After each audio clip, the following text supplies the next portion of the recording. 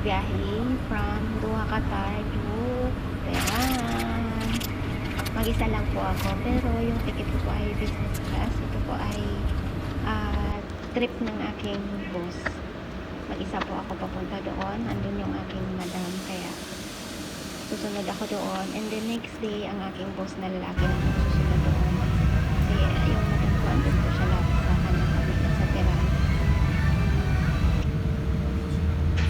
Ayun, nandito na ako sa loob ng airplane. And hinihintay ko po na paano lumipad yung aeroplano na makita yung likod niya. Yung taas pala yun. Ito, sobrang cute kasi meron pa ng lake sa Tehran na heart siya. Cute, diba? Wow. Naka-heart po siya. Ayan. Hindi na ako natulog kasi ang biyahe ng Qatar to Tehran ay 1 and 45 minutes lang po. Parang Manila to Davao lang po ang biyahe ng Doha to Tehran.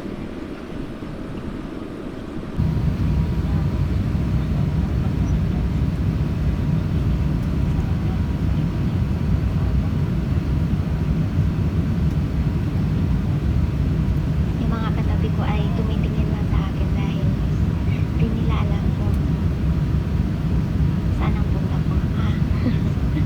Tumitingin lang po sila kasi ang iniisip lang nila ay isa akong Thailander. Oh, Thailander. Lagi nila inaano sa akin, Thailander. Ayun. Lalapit ako. Bumaba na. Tehran. Doha po yan. Ang flight ko. Doha po. Tehran.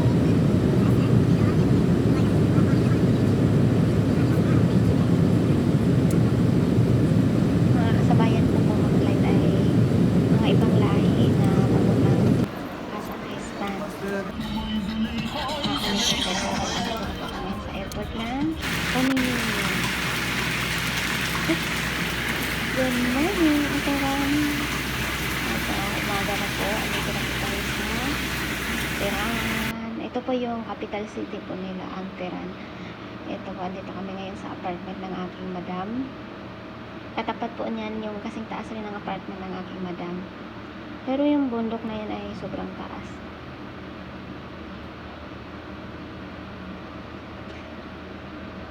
Ngayon, kami ay bibiyahe na Tehran to North Iran. Doon po sa North Iran ang makapalang snow. Eto. Masyadong fogs.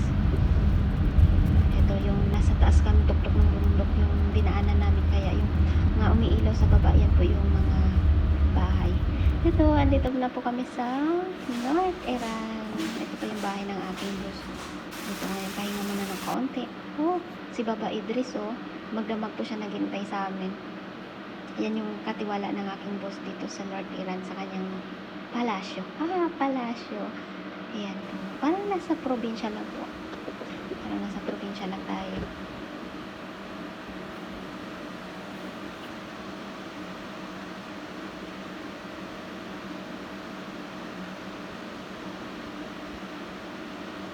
Dito may sapa din. Ang ganda ng sapa dito. Doon po yung sa taas niya merong falls.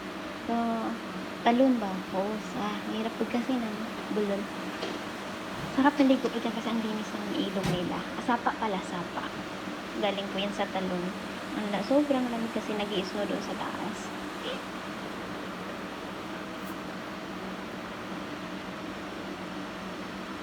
Oh, good morning. Ito nagsisimula na po mag-snow ang North Iran. Dito po sa North Iran ang makapal ang snow.